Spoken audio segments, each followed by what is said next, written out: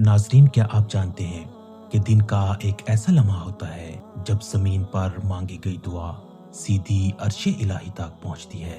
एक ऐसा वक्त जब आसमान के दरवाजे खुले होते हैं, फरिश्ते मुंतजिर होते हैं और अल्लाह ताला अपने बंदों की तरफ खास तवज्जो फरमाता है।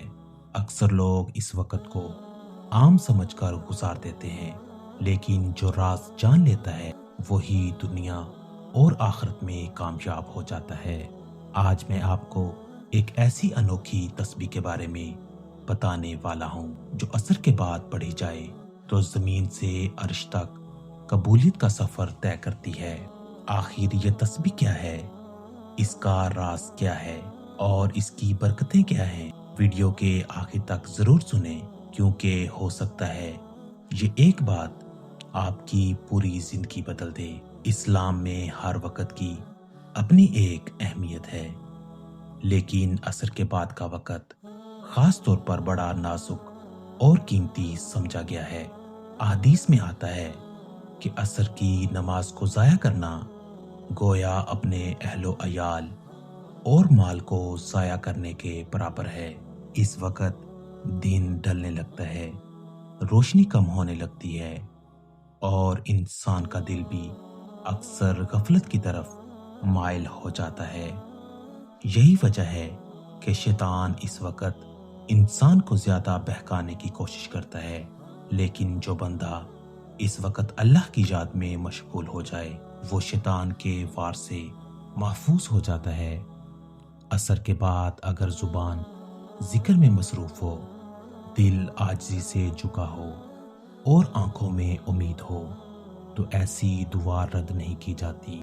बुजुर्गाने दीन फरमाते हैं कि असर के बाद की इबादत में एक खास नूरानियत होती है। ये वो वक्त है जब दिन भर के अमाल अल्लाह के हजूर पेश किए जाते हैं। अगर इस वक्त बंदा तस्बीह में मशगूल हो तो इसके अमाल खुशबू की तरह ऊपर उठते हैं।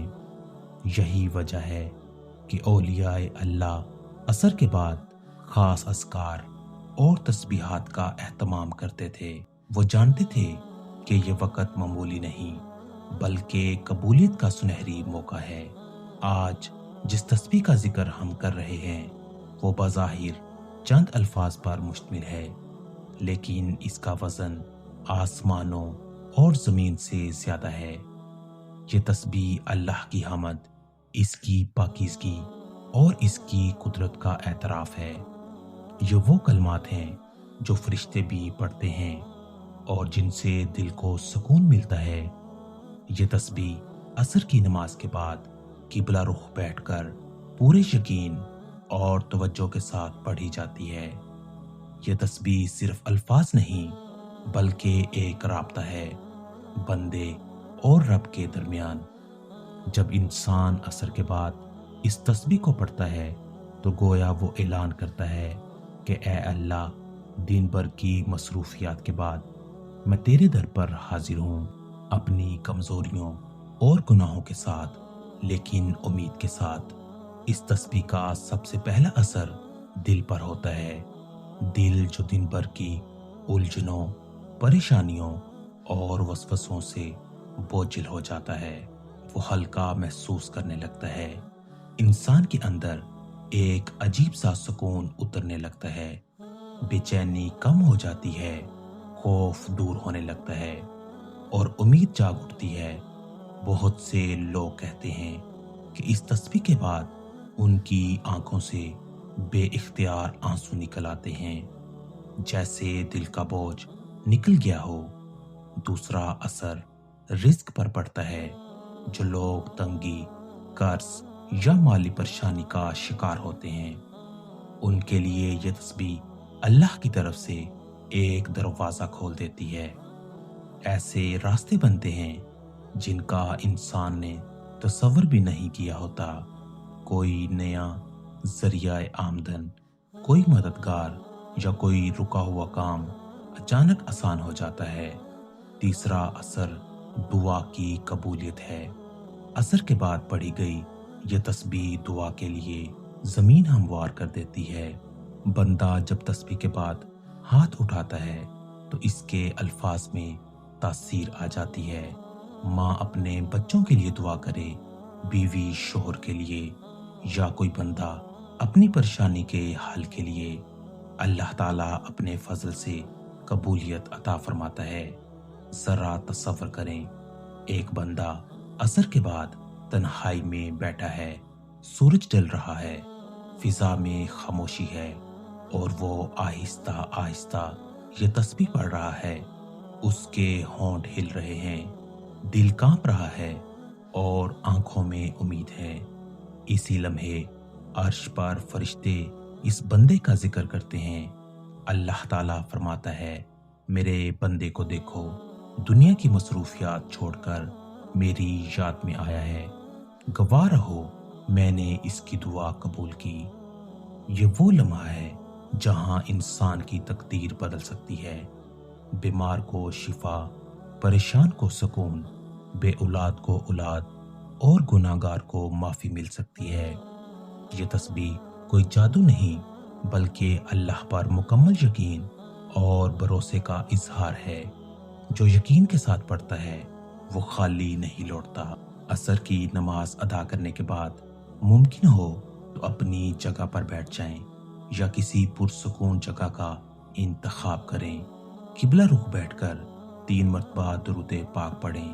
اس کے بعد پوری توجہ اور یقین کے ساتھ یہ تسبیح پڑھیں۔ نہ جلدی کریں، نہ دل کو ادھر ادھر بھٹکنے دیں۔ ہر لفظ کو دل میں اتاریں۔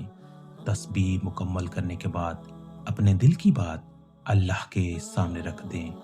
روئیں، گڑ گڑائیں، کیونکہ اللہ کو عاجزی بہت پسند ہے۔ یہ عمل روزانہ کریں، کم از کم 40 دن تک۔ بہت سے بزرگ فرماتے ہیں کہ 40 دن کی پابندی انسان کی روحانی حالت بدل دیتی ہے۔ اگر ممکن ہو تو جمعہ کے دن عصر کے بعد اس تسبیح کا خاص اہتمام کریں، کیونکہ جمعہ کی عصر میں ایک قبولیت کی گھڑی بھی ہوتی ہے۔ اگر آپ چاہتے ہیں کہ آپ کی زندگی میں سکون آئے، پریشانیاں کم ہوں اور دعائیں قبول ہوں، تو آج سے ہی اس تسبیح کو اپنی زندگی کا حصہ بنا لیں۔ اس ویڈیو کو آخر تک سننے کے بعد صرف سن کر نہ چھوڑیں، بلکہ آج ہی عصر کے بعد اس پر عمل کریں۔ اگر آپ کو یہ بات دل کو چھو گئی ہو تو ویڈیو کو لائک کریں تاکہ یہ پیغام زیادہ سے زیادہ لوگوں تک پہنچ سکے۔ چینل کو سبسکرائب کریں، کیونکہ یہاں ہم ایسی ہی روح کو جگا دینے والی باتیں لے کر آتے ہیں۔